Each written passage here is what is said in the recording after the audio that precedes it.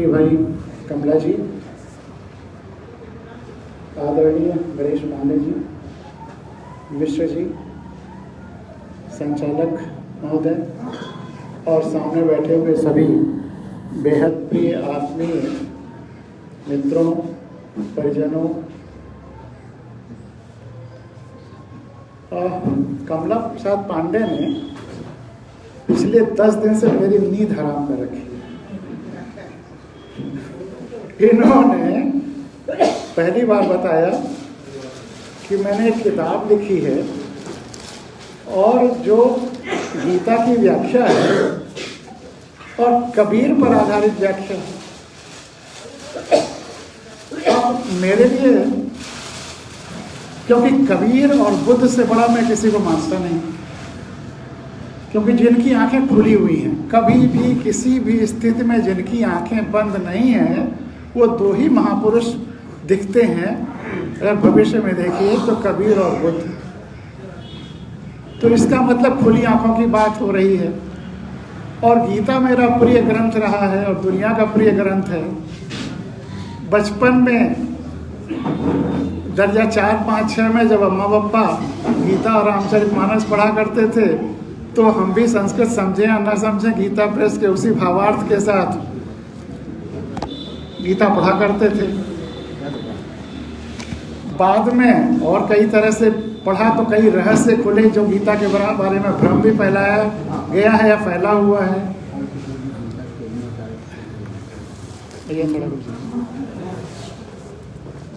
तो ऐसी श्रद्धा की पुस्तक गीता, जिसपे अपनी राय है,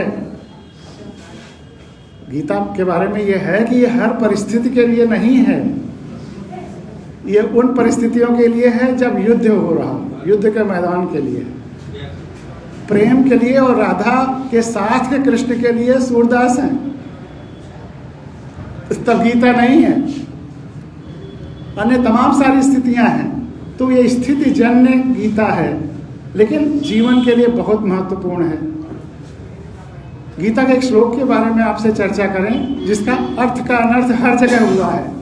और इसलिए जब कमला जी की किताब मेरे पास आई अभी 4-5 दिन पहले इन्होंने बता दिया कि मैंने ऐसी किताब लिखी और आपको आके बस्ती में इस पे बोलना भी है और इसका लोकार्पण करना है। तो बोलने के लिए आज तक मैंने किसी किताब का लोकार्पण न किया है न कराया है अपनी किसी किताब का, ये भी रिकॉर्ड है। और न किसी किताब पे समीक्षा लिखी है किसी की। लेकिन कबीर, गीता और पांडे जी की वजह से मैं लोकार्पण में भी आ गया और आपके सामने बोल भी रहा हूँ। मैं मानता हूँ कि किताबों का अपने रफ्तार से चलना चाहिए।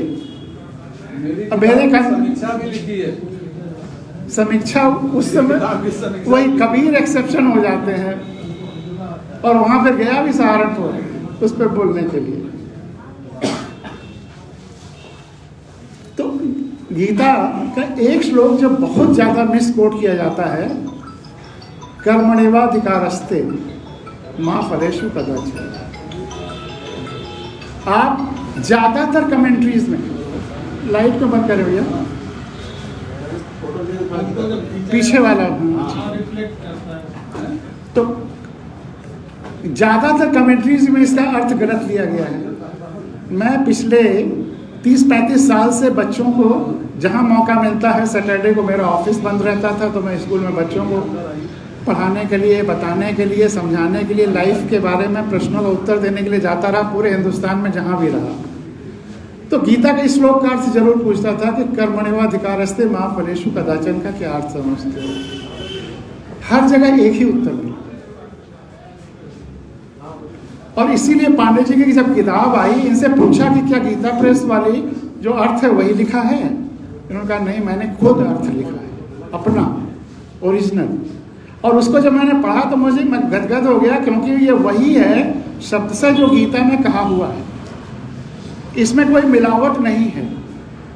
हमारे बहुत बहुमूल्य ग्रंथों में इतना मिलावट है, उपनिषदों में इतना मिलावट है कि मैं बता नहीं सकता। अर्थ में, भाष्य में, कर्मण्येवाधिकारस्ते मा फलेषु कदाचन, कर्म पर हमारा अधिकार हो,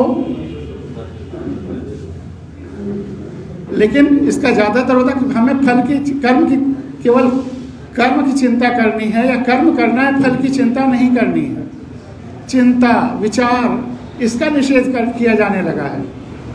लेकिन निषेध किस चीज़ का है?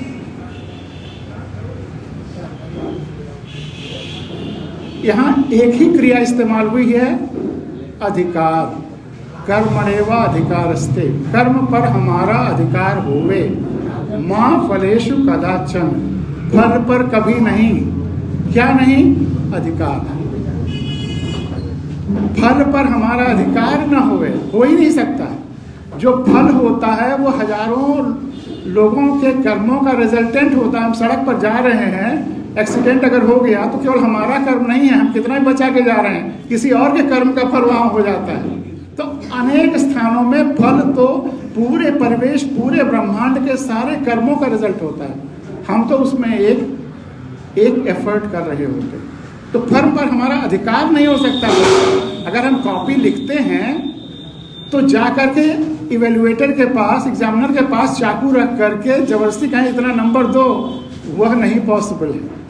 जबकि आज से 20-35 साल पहले ऐसे भी किस्से सुने जाते थे हम लोग के टाइम में। तो कर्म पर हमारा अधिकार है, फल पर कभी नहीं। हाँ, फल पर आसक्ति न हो, लेकिन चिंता और विचार जरूरी है। हमें यह सोचना है कि इस फल का क्या परिणाम होगा, और अगर हमारे लिए सुखद है तो हम उसके लिए ज़्यादा मेहनत करेंगे, एग्जामिनेशन के लिए ज़्यादा तैयारी करेंगे, मोटिवेशन होगा। तो उन मोटिवेशन को अवॉइड नहीं किया गया गीता में, लेकिन उसी वजह से फिर गीता के 18वें अध्याय में जो सुख और कर्मों का वर्गीकरण किया गया है वो बड़े मजे की बात है। 37, 38, 39 श्लोक, जिसका अर्थ मैं पांडे जी से लूंगा, पांडे जी के वहाँ कौन सा सुख या कौन सा कर्म अच्छा है? जिसको करने में सुख है लेकिन जिसका फल दुखदाई है, वह तामस कर्म है, तामस सुख है। यानी कि फल के आधार पर वर्गीकरण किया गया है। तो फल के चिंतन या विचार का निषेध कैसे हो सकता है गीता में? इसके बारे में बहुत भ्रांतियां हैं। इस भ्रांति को अगर कोई गहराई से सोचे तभी वो निवारण होगा। इसी तरह से सत्कर्म करते समय या सत सुख, सात्विक सुख करते समय दुखदाई भी हो सकता है, सुखद भी हो सकता है, लेकिन फल हमेशा दीर्घकालीन सुखदायी होता है। वो सात्विक सुख है या सात्विक कर्म।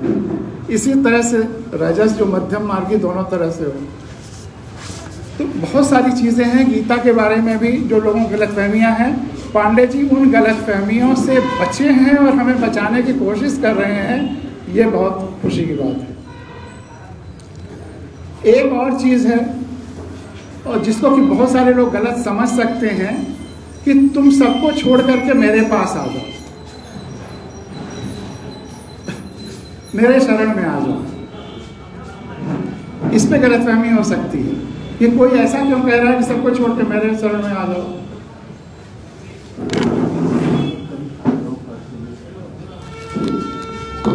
ये बाल कृष्ण नहीं कह रहे हैं, ये वो कृष्ण कह रहे हैं जब वो संपूर्णता से आत्मसात हो गए हैं, संपूर्णता से पूरी तरह से जुड़ गए हैं। और वहीं जब वो ये कह रहे हैं तो गीता के मैदान में ही अपना विराट स्वरूप दिखा रहे हैं कि अब मैं केवल ये शरीर नहीं हूं, यह शरीर तो उस विराट का एक अंग है, इसलिए मैं वो हूं। आपका यह हाथ आप ही है, इस हाथ का नाम कुछ और नहीं होगा, जो आपका नाम है वही आपका हाथ का नाम होगा। तो वह कृष्ण जो संपूर्ण ब्रह्मांड से संपूर्णत्व से जुड़े हुए हैं, वो कह रहे हैं कि तुम सबको छोड़ के मुझके मेरे पास आ जाओ, क्योंकि फिर तुम जब मेरे पास आ जाओगे तो तुम नहीं रहोगे।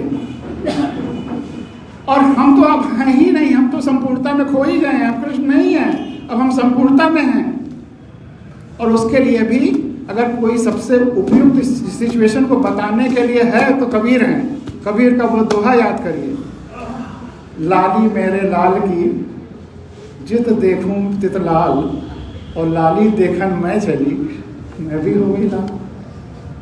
तो कृष्ण लाली देखने चले, लाली तक पहुंच गए। जब वो लाल हो गए तब सबसे कहते हैं कि आओ मेरे पास, तुम भी लाल हो जाओ। और यही कबीर भी कहते हैं। ये कृष्ण बचपन वाले कृष्ण नहीं है, खेल कूद करने वाले कृष्ण नहीं है, माखन चुराने वाले कृष्ण नहीं है। ये साधना की चरम परिणति पर पहुंचे हुए कृष्ण हैं जो ये कह रहे हैं। इस बात ये कोई अहंकार बस कह रहा है। इस तरह से तो हर आदमी कह सकता है तुम सबको छोड़कर मेरे पास आ जाओ।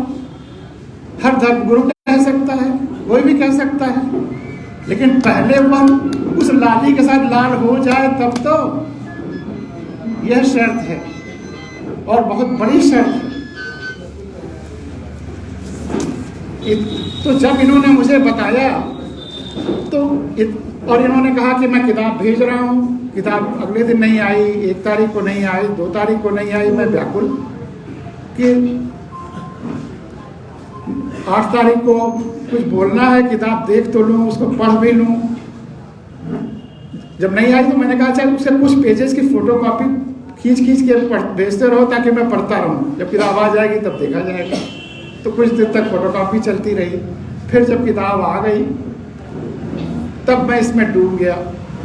रोज शाम को या रोज सुबह इनसे आधा एक घंटे की बात होती थी कि ये क्या है, ये क्या है, इसको समझा जाए, इसको समझा जाए।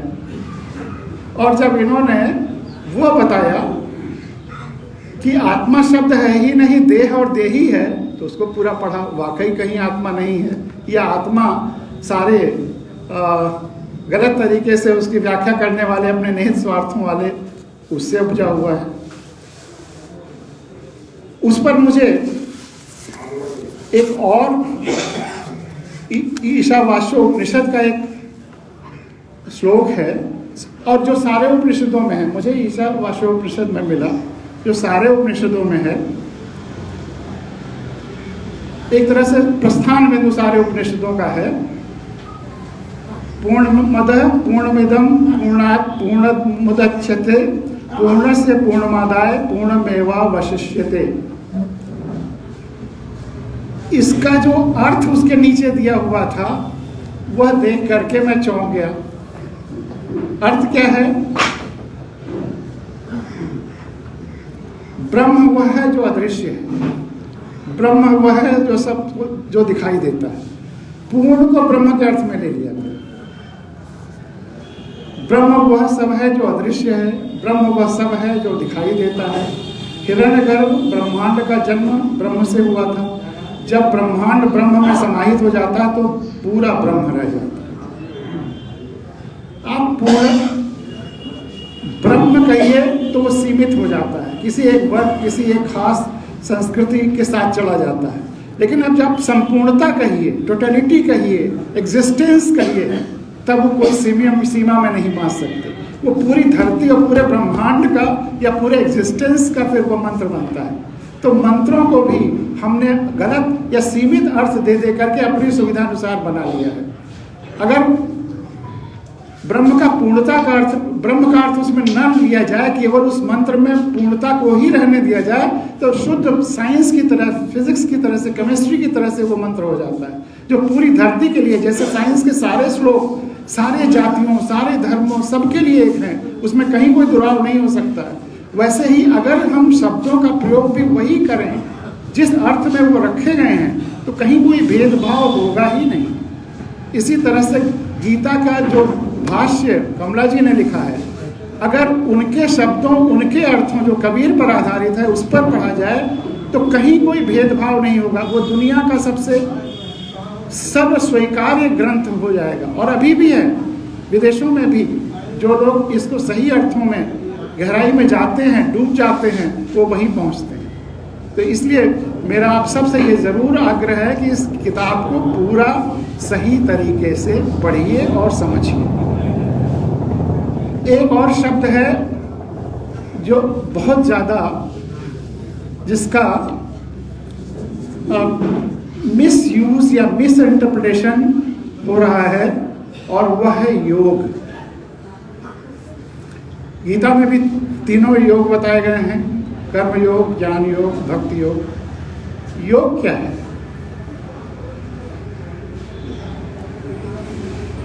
आजकल तो स्थिति इतनी विचित्र हो गई है कि हम आसन व्यायाम को भी योग कहने लगे और हम योगा कह रहे हैं। अभी हमारी पत्नी की तबीयत कुछ खराब थी, तो बेटी आई हुई है, तो उसने कहा कि आपको एक कुछ आसन व्यायाम वगैरह के लिए एक टीचर बुलाते हैं। उसको बुलाया, उन्होंने पढ़ाई लिखाई कहीं योग की थी। मैंने पूछा कि आपकी पढ़ाई लिखाई कहाँ है? कहा, उसने कहा कि मैंने योगा पढ़ा है।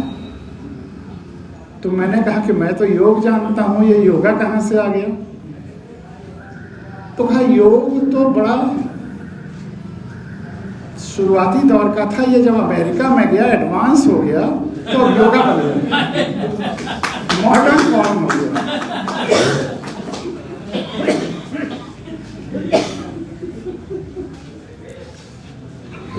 हम योगासन कहते हैं। हम गीता को तो नहीं समझते हैं, पातंजलि को भी नहीं समझते। इस पर मेरा एक छोटा सा आलेख है, उसके आधार पर भी थोड़ा आपके साथ सामने रखूंगा, आपको बहुत मजा आएगा इसमें।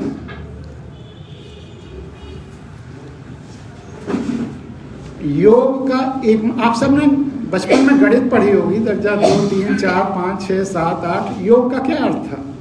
जोड़ना। तो जोड़ना और जुड़ते चले जाना, यही योग है और कुछ नहीं है। इतना सरल, इतना सिंपल कि जोड़ना और जुड़ते चले जाना। जोड़ते चले जाइए, आप आगे बढ़ते चले जाएंगे। कहीं किसी गिनती पर रुकना नहीं है, न छोड़ना है।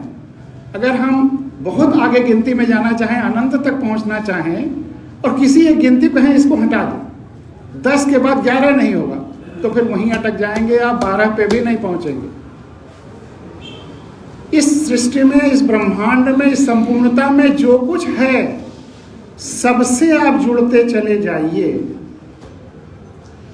तभी आप संपूर्णता हो भी पाएंगे, संपूर्ण हो भी पाएंगे, समझ भी पाएंगे, एहसास भी कर पाएंगे, आत्मसात भी कर पाएंगे। लेकिन अगर किसी को छोड़ दिया, किसी जीव, किसी जंतु, किसी जाति, किसी धर्म, किसी प्राणी को छोड़ दिया, किसी चीज को छोड़ दिया, तो आपकी यात्रा योग की पूरी नहीं हो सकती। योग तभी पूरा होगा जब आप सबको, संपूर्णता को समाहित करें, उसके अलावा योग हो ही नहीं सकता। अब योग का एकमात्र अर्थ गणित, विज्ञान, जीवन, धर्म और अध्यात्म में है जोड़ना, जुड़ना, जोड़ते चले जाना। जब हम समस्त परिवार, समाज, प्रकृति, देश, धरती और सृष्टि और ब्रह्मांड से जुड़ाव महसूस करते हैं, तब हम योग कर रहे होते हैं। और इस योग का कीमिया या फेविकॉल है संवेदना, दूसरे के दुख सुख को समझने की भावना। अगर हम आपके दुख को समझते हैं तो आप हमारे शरीर का हिस्सा हो जाते हैं। शरीर की परिभाषा क्या है? अगर ये पेन है, यहाँ चुभाते हैं दर्द होता है, बहुत बड़ी परिभाषा है। ये यहाँ चुभाते हैं दर्द होता है, यहाँ कुछ चुभाते हैं दर्द नहीं होता है। क्यों? क्योंकि यहाँ शरीर है और यहाँ शरीर नहीं है। तो परिभाषा ये बन जाती है कि जहाँ जहाँ शरीर है वहाँ वहाँ दर्द महसूस होता है, और जहाँ जहाँ दर्द महसूस होता है वहाँ वहाँ शरीर है। तो अगर आप परिवार का दर्द महसूस करते हैं तो परिवार नहीं रह जाता, वह आपका शरीर बन जाता है, एक्सटेंडेड बॉडी बन जाता है, शरीर का विस्तार बन जाता है। और अगर आप समाज का, प्रकृति का, देश का, धरती का, सृष्टि का, ब्रह्मांड का दर्द महसूस करते हैं, संवेदना महसूस करते हैं, तो वह आपके शरीर का विस्तार हो जाता है, वह एक बड़ा शरीर हो जाता है। आपके शरीर का बड़ा शरीर भाग, या आप उसके एक अंग बन जाते हैं, जीवंत अंग बन जाते हैं। फिर लाली मेरे लाल की संभव हो जाता है, चरितार्थ हो जाता है। यह योग है। योग जब इसका जो कीमिया है वह है दूसरे के दुख को समझना, दूसरे के तकलीफ को समझना, दूसरे को अपना समझना। यह है योग, इसी से योग संभव है। और इसी से फिर आप उस वैदिक मंत्र तक पहुंच पाते हैं, हम ब्रह्मास्मि, हम सब ब्रह्मांड है, हम सब ब्रह्म हैं। अगर हम सबसे जुड़ाव महसूस करते हैं तो, बिना किसी का निषेध किए हुए तो और इस योग की कीमिया है फेविकॉल, संवेदना। जब हम सबके सुख दुख को अपना समझते हैं तभी हमारा सबसे जुड़ाव होता है। हमारा हाथ तभी बाकी शरीर से स्वस्थ रूप से जुड़ा है जब वह बाकी शरीर से जुड़ा हुआ है, संवेदनशील है, बाकी शरीर के सुख दुख को समझता है। यदि वह बाकी शरीर के प्रति संवेदनशील नहीं है तो या तो बीमार है, कट गया है या लकवाग्रस्त है। तो योग का वास्तविक अर्थ है सबसे जुड़ना, जुड़ाव महसूस करना, संवेदना के साथ, संवेदना के द्वारा। और इसका उल्टा है डिडक्शन, घटाना या डिफरेंशिएशन। इसका उल्टा है बांटना, बंटना, बंटते चले जाना, तरह तरह के खांचों में, जाति धर्म के, क्षेत्र के, कार्य के, जीव जंतुओं के और न जाने कितने अनगिनत बांटने के पैरामीटर्स हो सकते हैं, तरीके हो सकते हैं। अब इसमें गीता का जो तीनों योग आते हैं उस पे आते हैं आजकल। लेकिन उसके पहले आजकल हम शारीरिक क्रियाओं को जिन्हें आसन कहा जाता है, उसको पातंजलि ने आसन कहा है, उन्हें ही योग समझने की भूल कर रहे हैं। आसन तो पातंजलि के द्वारा समाधि की अवस्था का पहला कदम है। जब आप समाधि की भावना के साथ आसन शुरू करते हैं, योग की भावना के साथ आसन शुरू करते हैं, तब वो योगासन बनता है, नहीं तो वो एक्सरसाइज है। अगर आप संपूर्णता से बिना जुड़ाव महसूस किए हुए वो सब कर रहे हैं, चाहे धनुरासन चाहिए, चाहे वो योग नहीं है, नहीं वो योगा है, वह केवल और केवल आसन है। हाँ, आसन करते समय अगर समस्त ब्रह्मांड से जुड़े होने की यात्रा का भाव या उस तरफ अग्रसर होने का भाव भी मानसिक रूप से चलता रहे तो वह योगासन हो जाता है। अब योग को समझने के बाद ही कृष्ण का गीता में दिया गया ज्ञान योग, भक्ति योग और कर्म योग का वास्तविक अर्थ समझ में आता है। आजकल गुरुओं के लिए बड़ा अच्छा है, ये गीता के इस ज्ञान योग, भक्ति योग, कर्म योग का गुरुकुल में लोग इस्तेमाल कर रहे हैं कि तुम सबको छोड़ करके मेरे पास आ जाओ, मेरी भक्ति करो, भक्ति योग है, मेरी सेवा करो, कर्म योग है, और मैं जो कह रहा हूं वही मान लो तो ज्ञान योग है। लेकिन है क्या? दरअसल जब ज्ञान, भक्ति या कर्म संपूर्ण सृष्टि के कल्याण के लिए संपूर्ण सृष्टि से जुड़े होने के भाव के साथ किए जाते हैं, कृष्ण का वो संपूर्ण स्वरूप जो उन्होंने दिखाया है उससे जुड़ाव के साथ, संपूर्णता में विराट रूप के साथ समझ करके अपने जुड़ाव के साथ जब किया जाता है, तभी वे ज्ञान योग, भक्ति योग और कर्म योग बनते हैं। अन्यथा वे महज ज्ञान, भक्ति और कर्म ही रह जाते हैं। जब तक आप उस संपूर्णता से जुड़ाव के साथ नहीं करते हैं तो वो ज्ञान रहता है, ज्ञान योग नहीं बनता। भक्ति केवल भक्ति व्यक्ति की या किसी की हो सकती है, वो भक्ति योग नहीं बनता। और वो कर्म केवल कर्म साधारण है, वो कर्म योग नहीं बनता। तो अपनी बुद्धि द्वारा सृष्टि में व्याप्त एकात्म का एहसास, पूरी सृष्टि और विराट जीवंत शरीर और हम उसके जीवंत अंग हैं, इस सच्चाई का अभ्यास ही ज्ञान योग है। पूरी सृष्टि के प्रति प्रेम, संपूर्ण श्रद्धा, संवाद और संवेदना का भाव रखना ही भक्ति योग है। और पूरी सृष्टि के प्रति संवेदनात्मक जुड़ाव महसूस करते हुए कार्य करना, सर्वहित में कार्य करना, सबके सुख दुख को समझना, सबका ध्यान रखना, किसी का विरोध न मानना, किसी को पीड़ा न पहुंचाते हुए यथासंभव यापन करना, जीवन यापन करना, यही कर्मयोग है। समय तो आप लोग ज़्यादा हो गया है, लेकिन एक दो चीज़ें और मैं कहना चाहता था। अगर इजाज़त करें तो कहूँ, नहीं तो यहाँ पर विराम दिया जा सकता है।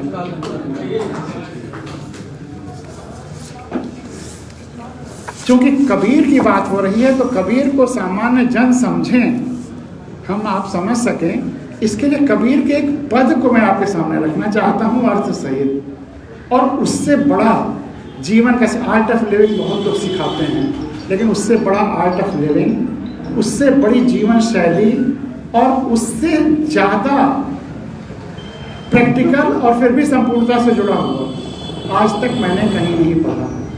और कई जगह मैंने पांडे जी से भी कहा कि वह पद झांकता हुआ मिलता है गीता में भी, तो वह आपके सामने रखना चाहता हूँ। साधो सहज समाधि भली, साधो सहज समाधि भली। इससे अच्छा पद पूरी धरती पर कहीं नहीं है, किसी जगह कोई स्टैंडर्ड नहीं। और अंग्रेजी में इसका ट्रांसलेशन करके मैंने भेजा जब, तो इतना लोगों ने लाइक किया, मतलब लोग चमत्कृत हो जाते हैं कि इतना कोई खुली, उससे ज़्यादा खुली आंखों वाला कोई नहीं है जिसने इसको, जिस कबीर ने इसको लिखा है। कबीर को आप समझने में मदद होती है और कबीर की विचार सुनकर के हम दंग रह जाते हैं, आश्चर्यचकित रह जाते हैं, जैसे चमकता हुआ सूरज। जल्दी भेजो भाई। साधो सहज, आप जल्दी कहते हैं तो मुझे लगता है पांडे जी मैं डर जाता हूँ, मुझे तो साधो सहज समाधि भली, गुरु प्रताप जा दिन से जागो, दिन दिन अधिक जगी। जहाँ जहाँ डोलो सो परिक्रमा, जहाँ जहाँ डोलो सो परिक्रमा, जो कुछ करो सो सेवा, जब सोवो तब करो दंडवत, पूजो और न देवा। सुनो कहो सो नाम, सुनो सो सुमिरन, खाओ पियो सो पूजा, गिरह उजार एक सम लेखो, भाव मिटावो दूजा। आँख न मूंदो, काम न रूधो, तनिक कष्ट नहीं धारो, खुले नैन पहचानो, हंसी हंसी सुंदर रूप निहारो। शब्द निरंतर से जब मन जागा, मलिन वासना त्यागी, वासना त्यागी नहीं कह रहे हैं, मलिन वासना त्यागी। उठत बैठत कबहु न छूटे, ऐसी तारी लागी, कहें कबीर यह उन्मन रहनी, सो ही प्रगट गाई। सुख दुख से कोई परे परम पद, तेहि पद रहा सम। सहज समाधि वाकई बहुत सहज है, लेकिन गुरु लोग उसको काफ़ी कॉम्प्लिकेटेड करके पेश करते हैं। कबीर के इस पद का भाव या मूल मंत्र है दृष्टि की संपूर्णता और विशालता। बस इतना हो जाए तो बाकी सब बहुत सहज है। और जीवन की सहजता और सरलता, सादा जीवन, सादा विचार और सहज दृष्टि। जब दृष्टि सहज होती है, सरल होती है, तो स्वतः ही सब कुछ दिखने लगता है। संपूर्णता और विशालता अपने आप उसमें आने लगती है। भाव यह है कि सहज समाधि बहुत भली है, प्यारी है, जरूरी है। किसी गुरु सत्संग या आंतरिक साधना से जब हम जाग जाते हैं, आंखें खुल जाती हैं, आंखों की पट्टियां हट जाती हैं, तो इसका अभ्यास होता ही चला जाता है और खुद ही ये बढ़ती चली जाती है, सघन होती चली जाती है। तब हम जहाँ जहाँ चल रहे होते हैं, जो जो यात्राएं कर रहे होते हैं, सब उसी विराट संपूर्ण ईश्वर की परिक्रमा बन जाती है। आपने पहले दिन से जब आपने चलना शुरू किया, पहला पद बढ़ाया, उससे आज तक आपने जितनी यात्राएं की हैं, सब उसी की परिक्रमा है। तब हम जहाँ चल रहे हैं, जो जो यात्राएं कर रहे हैं, सब उसी विराट संपूर्ण ईश्वर की परिक्रमा बन जाती है। जो कुछ भी शरीर से करते हैं, सब उसी की सेवा बन जाता है। अगर संपूर्णता से जुड़ाव के साथ करते हैं, तो जो कुछ करते हैं सब उसकी सेवा बन जाती है। जब सोते या लेटते हैं तो वो दंडवत हो जाता है। फिर किसी छोटे या सीमित देवता की नहीं, बल्कि उस संपूर्ण ईश्वर की, विराट ईश्वर को ही पाने और पूजने की भावना हो जाती है, उसी को पूजते हैं। गृहस्थ और सन्यासी है ना, उजार, गिरा उजार, गिरा मतलब गृहस्थ और उजार मतलब जो इसने घर छोड़ दिया है, सन्यासी। गिरा उजार एक सम देखो, तब गृहस्थ और सन्यासी में कोई अंतर नहीं लगता। गृहस्थ भी उतनी ही साधना कर रहा है, बल्कि उससे ज्यादा साधना कर रहा है जितना सन्यासी करते हैं। इस पर जॉर्ज ऑरवेल का एक 100 पेज का गांधी पर एसे है। जॉर्ज ऑरवेल बड़ा विचित्र कैरेक्टर था, इंडियन सिविल सर्विस का था, लेकिन कुछ दिन काम करने के बाद बर्मा वगैरह पोस्टिंग रही, फिर उसने नौकरी छोड़ दी और उसने कहा कि दुनिया में जितनी तरह की जिंदगियां हैं मैं सब जीऊँगा। तो कलकत्ता के घाटों में भी रहा, अरब के रेगिस्तान में भी रहा, जंगलों में भी रहा, पहाड़ों में भी रहा, दुनिया में जितने तरह की ज़िंदगी है सब जिया। और उसके बड़े फेमस नॉवल 1984 एनिमल फार्म वो सब तो है ही। गांधी पर उसने 100 पेज का लेख लिखा है और उसने कहा कि मैं गांधी से बहुत प्रभावित इसलिए हूँ कि उन्होंने डेमोक्रेसी को एक नई दिशा दी है। डेमोक्रेसी में राजतंत्र से उपजा हुआ राजनीति छोड़ करके लोक सेवा, सत्य, अहिंसा का, लोक नीति का जो प्रयोग किया है और जो दुनिया में इतने रिस्पेक्टेड हैं, इसके लिए मैं उनकी इज्जत करता हूँ। लेकिन जो लोग उनको सेंट मानते हैं, उसने कहा कि उससे मेरा कोई प्रभाव या परवाह नहीं है। फिर वो एक लाइन कहता है जो बड़ा विचित्र है। वो कहता है कि as far as sainthood is concern, जहाँ संत होने का सवाल है या बात है, तो most of the common people consider sainthood as their ideal and they consider themselves as failed saints, while the truth is कि most of the saints are failed common man. ज्यादातर लोग अपने सेंटहुड, संत होने को, सन्यासी होने को अपना आदर्श मानते हैं और चूंकि वो नहीं किए हुए हैं ज़्यादातर गृहस्थ, वो अपने को असफल सन्यासी मानते हैं। लेकिन सच्चाई ये है, वो लिखता है कि ज़्यादातर सन्यासी, एक दो एक्सेप्शनल जो संपूर्णता के साथ जुड़ाव के साथ हूँ, ज़्यादातर सन्यासी फेल्ड कॉमन मैन हैं। वो आम आदमी के, आम गृहस्थ के जिंदगी के झंझावातों को नहीं झेल पाते, नहीं उठा पाते, इसलिए भाग जाते हैं और हम उनको सेंट मानने लगते हैं। और आम आदमी, आम गृहस्थ अपने को फेल्ड सेंट मानता है, असफल सेंट मानता है, जबकि ये लोग असफल आम आदमी, असफल गृहस्थ हैं। वो ये कहता है। तो अलग अलग विचार हो सकते हैं, लेकिन कबीर दोनों को बराबर मानते हैं। गृहस्थ और सन्यासी दोनों में मैं भेद नहीं देखता, कबीर ये घोषणा कर देते हैं। सब एक जैसे दिखते हैं और परायेपन का भाव खत्म हो जाता है। पूरी सृष्टि, पूरा ब्रह्मांड, पूरा समाज, प्रकृति, धरती सब अपने ही लगने लगते हैं। परायेपन का भाव तिरोहित हो जाता है। तब आंख नहीं बंद करनी पड़ती, आंख न मूंदो। आपको ध्यान करने के लिए वो आंख बंद करने की जरूरत नहीं है, आंख खुली रहती है। योग साधना करने के लिए, ध्यान करने के लिए आंखों को बंद करने की आवश्यकता नहीं रहती है। अंदर बाहर दोनों देखते रहते हैं आप, और कोई काम भी बंद नहीं करते हैं। काम न रूधो, कोई काम आप नहीं बंद करते हैं। सारा काम, सब कुछ, सारी लौकिक क्रियाएं करते हुए भी योग साधना चलती रहती है। और कोई कष्ट भी अनावश्यक रूप से नहीं उठाते हैं, अपने शरीर को नहीं देते हैं कि एक पैर से खड़े हो गए और बड़ा पुण्य मिल रहा है, बड़ी साधना हो रही। किसी चीज़ की कोई ज़रूरत नहीं है। बस वो सबसे जुड़ाव, सबसे संवेदनात्मक जुड़ाव संपूर्ण से, सहज रूप से शरीर की देखभाल करते हैं और शरीर भी सहज रूप से सारी क्रियाएं करता रहता है। अनावश्यक शरीर को कष्ट देने की आवश्यकता नहीं रहती। खुली हुई आंखों से अंदर बाहर भाव विभोर होते रहते हैं। हंसते मुस्कुराते हुए जो दिख रहा है उसको पहचानते हैं, पहचानने की कोशिश करते हैं, क्योंकि चारों तरफ वही संपूर्णता, वही ईश्वरत्व है। तो चारों तरफ उसी का जो भी है, उसी कण कण में उसी को देखते हुए पहचानने की कोशिश करते हैं, क्योंकि वो उस सब के बाह्य आवरण के अंदर भीतर वही विराट सर्वव्यापी ईश्वर दिख रहा होता है और उसके सुंदर रूप को निहारते रहते हैं। योग साधना के उन भावों और शब्दों में लगातार डूबे रहने से, लगातार अभ्यास से ही मन जाग उठता है और स्वतः ही मलिन वासनाएं, गंदी वासनाएं, अनावश्यक वासनाएं खत्म होने लगती हैं, तिरोहित होने लगती हैं। सारी वासना के त्याग की बात कबीर नहीं करें, नहीं तो सृष्टि ही रुक जाएगी। केवल मलिन वासना, जो गंदी वासनाएं हैं, जो अनावश्यक वासनाएं हैं, जो संपूर्णता के एहसास के लिए, संपूर्णता से जुड़ाव के लिए नुकसानदेह हैं, उन्हीं वासनाओं का त्याग करना है। ये योग साधना जब और सघन होती है तो ये लगातार चलती रहती है, उठते बैठते कभी छूटती नहीं। इसकी लगन लग जाती है, ये हमारे व्यक्तित्व, जीवन और कार्यशैली को आच्छादित कर देती है। कबीर कहते हैं कि ये जो उन्मन रहने की जीवन की शैली है, अपने व्यक्तिगत मन से परे उस समष्टि के साथ जुड़ाव के एहसास के साथ रहने की शैली है, उसे स्पष्ट रूप से वही समझ सकता है, वही गा सकता है, वर्णन कर सकता है, जो सुख और दुख दोनों के एहसास से थोड़ा ऊपर उठकर परम पद अर्थात निर्विकार और संपूर्णता से उपजे हुए, जुड़े हुए आनंद की अवस्था में स्थित हो जाए। उसी आनंद में डूबा रहता हो। इस आनंद और सुख दुख के बीच क्या संबंध है, इस पर चर्चा कृष्ण ने भी खूब की है और पांडे जी ने इस किताब में भी खूब की है।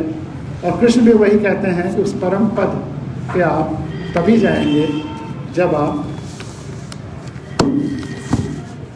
अनासक्ति होकर कार्य करेंगे। इस पर मैंने कई नोटेशंस वगैरह और सब तैयार किए हैं, लेकिन अब वो ना आप लोग पढ़ेंगे और समझेंगे। जो मूल चीज़ें मुझे समझ में आई वो मैंने आपके सामने रखी, और भी बहुत सारी चीज़ें हो सकती थी। एक जगह कृष्ण ने ये भी कहा है कि स्नेह को ख़त्म कर दो, तो वह फिर वही मैं उसको उसी तरह से रिकंसाइल कर पा रहा हूँ कि युद्ध के मैदान में जब यह उपदेश दिया जा रहा है तभी स्नेह को खत्म करने की बात है, अन्यथा बचपन का कृष्ण वह नहीं करता। और स्नेह के बारे में तो जो कबीर कहते हैं कि पोथी पढ़ पढ़ जग मुआ, पंडित भया न कोय, और ढाई आखिर प्रेम का या स्नेह का, पढ़े सो पंडित हुए। तो वो संदर्भ दूसरा है, इसलिए अर्थ दूसरा प्रकट होता है। अगर कृष्ण का पूरा जीवन देखा जाए तो अलग अलग स्थितियों में उन्होंने अलग अलग जो बातें कही हैं वह अपने अपनी स्थितियों के अनुसार संपूर्ण हैं। तो इसी के साथ मैं अपनी बात आज यहाँ पर समाप्त करता हूँ। किताब आप ज़रूर पढ़िए, मस्ट है। और वेंकटेश प्रसाद मिश्र अनिल जी को भी बहुत बहुत बधाई देता हूँ आज उनकी किताब के लिए। और उनके किताब से बस एक पैराग्राफ पढ़ूँगा जो अक्सर मैं कहता रहता हूँ, और वही चीज़ यहाँ इनके भूमिका में पूर्ववाक में देख करके मुझे बहुत खुशी हुई। उन्होंने लिखा कि प्राय लोग कहते हैं युग बदल गया है, समय बहुत बुरा आ गया है, किंतु युग या समय तो निर्विकार है, वह तो अपने सामान्य गति से निरंतर ही चलता रहता है। यही मेरा भी भाव है, और इसके लिए मैं अपनी 4 लाइन की कविता भी अक्सर सुनाता हूँ। जब कोई कहता है कि ज़माना ख़राब है या कलयुग है, तो मैं कहता हूँ कि वह भी ज़माने को बुरा कहने लगा है, वह भी ज़माने को बुरा कहने लगा है, लगता है वह भी बुरे माहौल में रहने लगा है। अब यहाँ इस माहौल में आके बैठिए तो कोई ज़माना बुरा लगेगा। तो लोग जिस माहौल में रहते हैं उसी अनुसार फैसला कर लेते हैं। ज़माना बहुत अच्छा है, समय बहुत अच्छा है, अगर हम अच्छे हैं, संपूर्णता वैसा ही है। और आज भी आप बीज बोइए, पौधा उगता है, बच्चे आ रहे हैं, हम लोगों से अच्छे बच्चे पैदा हो रहे हैं, तो ज़माना कैसे ख़राब है। ये सब भ्रम फैलाया गया है कि आप निराश हो जाएं और उनके जिनके जो वेस्टेड इंटरेस्ट हैं या जो स्वार्थ है, निहित स्वार्थ है, वो पूरे होते रहें। आप अकर्मण्य हो जाएं कि क्या करें, ज़माना ख़राब है, मैं क्या करूं। यह आपकी असहायता आपके मन में भरने के लिए इस तरह के षड्यंत्र रचे जाते हैं, कवियों कविताओं द्वारा भी रचाए जाते हैं। तो ये मुझे बहुत अच्छा लगा और बहुत बहुत बधाई देता हूँ ऐसे खुले चिंतन और खुले विचारों वाले मिश्र जी को, गोमती प्रसाद मिश्र जी को बहुत बहुत आपको प्रणाम, नमन। और इसी के साथ आपने इतने मन से मेरी बात सुनी, बहुत बहुत धन्यवाद। और फिर शाम को कुछ कविताएँ भी सुनाऊँगा, जो अभी नहीं बोल पाया हूँ कविताओं में बोलूँगा।